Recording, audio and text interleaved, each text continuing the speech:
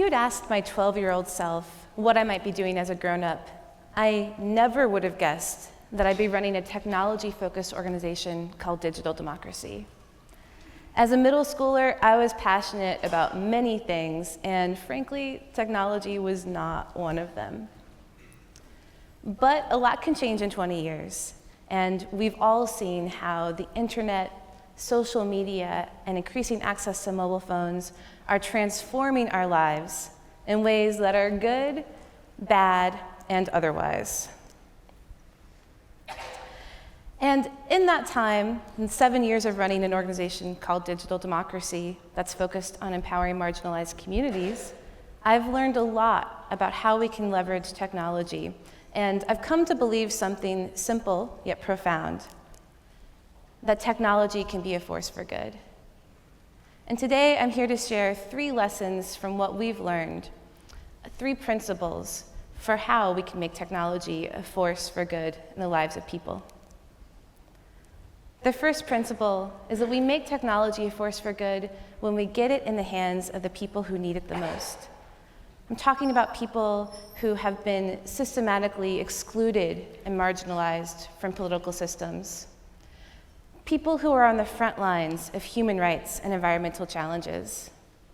People who've been told that because of their age, their gender, or the color of their skin, that their voices don't count. I saw the power of this principle firsthand in 2007. This is Yangon, the largest city in a country known as Burma or Myanmar, located in Southeast Asia. For over 40 years, Burma was ruled by a draconian military dictatorship. Freedom of speech was outlawed. The government waged war against minorities, and people were put into political prison for advocating for democracy. Well, in 2007, I was in Thailand on the Thai-Burma border working with Burmese refugees. And in August of that year, the government drastically raised fuel prices. Overnight, people could no longer afford to take the bus or buy cooking fuel for their family. The situation was very drastic, but nobody thought that anything would change. Well, Burma's a Buddhist country, and that summer, Burmese monks had started to have access to the internet. They'd been using it to study the principles of nonviolent civil disobedience.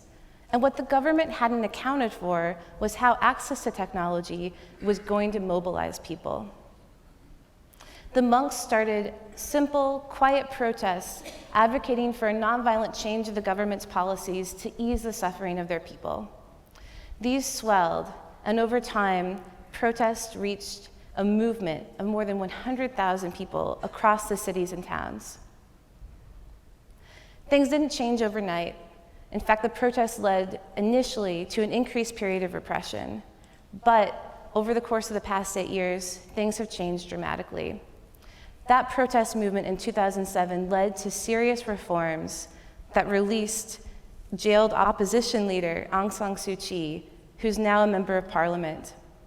Another round of elections are coming up, and although there are still significant challenges inside Burma, the country is steadily moving to a more democratic system. To me, this story really illustrates what happens when we empower people with technology to advocate for their rights.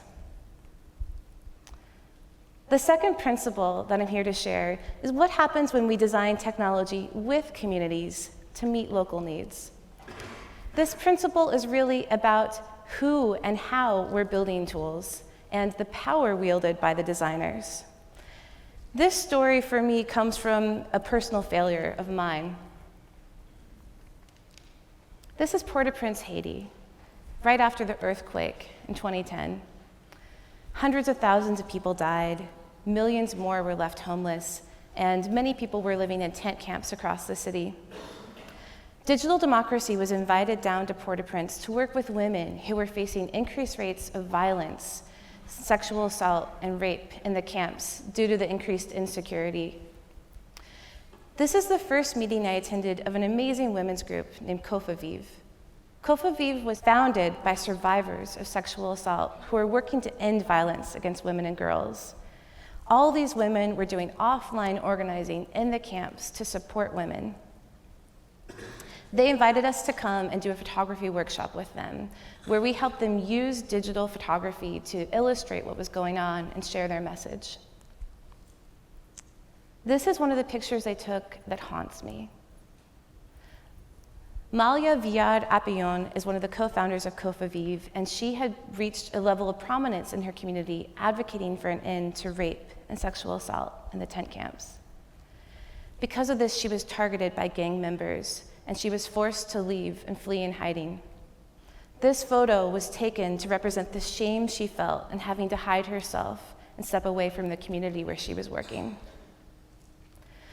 Well, despite the very difficult subject matter, we were very inspired by COFAVIV and our work with them, and we continued to do photography workshops and media trainings with them. That summer, we got an idea. Wouldn't it be great if we could use simple text messaging system to get their reports in the lead up to elections that were happening that fall? And they could share reports about the violence that they were witnessing. For 6 weeks, we met with local groups, we trained them on how to use the tools, and we helped them report, like this blog post, about the violence that they were seeing. And the text message system? It was a total failure. In the 6 weeks, we got 0 text messages. But we learned a lot from that experience. And the women that we were working with were very patient with us. They came to us and said, you know, text messages aren't really the way that we want to report what's going on. We want to talk to a live person. Culturally, Haiti is an oral culture, not a written culture. So together, we built a new system, 572, a free call center that any woman or man could call to get advice on where to go for support for their pregnancy, how to find out information about healthy relationships, and how to get psychosocial or legal support. Over the first 2 years of operations, it was a wild success. COFAVIV reached more than 30,000 people who called in. And Malia, the same woman who was hiding behind the door in that earlier picture, was named a CNN hero for her work. To me, this really illustrates the power of designing tools with local communities based on their expertise. The third principle that I'm here to share is that we can make technology a force for good when we use it to address the world's most pressing problems. This is the Amazon rainforest. In my lifetime, over 1/3 of it has been deforested, and much more of it remains under threat. This is a rainforest that we all depend upon for the health of our planet. Indigenous people are really at the front lines of defending the rainforest. They're the first to suffer when it is cut down and it threatens their traditional way of life. My friend Rafael is an Achuar Indian from northern Peru. He's been elected by his village to be a community environmental monitor, which means that he goes out with a GPS, camera, and now a smartphone to document environmental contamination in his area as a result of 4 decades of oil drilling. Rafael and his people have achieved some important victories with their work. This is a site of an oil spill from about 10 years ago. The oil company had claimed that it was remediated, which means it had been cleaned up and is now safe for drinking and fishing. As you can see, there's visible oil at the top that Rafael took me to see. And down at the end, you can reach in and actually pick up crude oil. When I was taking this picture, there was an elderly couple on the other side of the stream fishing in the water because that's all that they have. Well, thankfully, Rafael and his community have been documenting this, and for the first time, after 4 decades of oil contamination, the Peruvian government has changed their policy.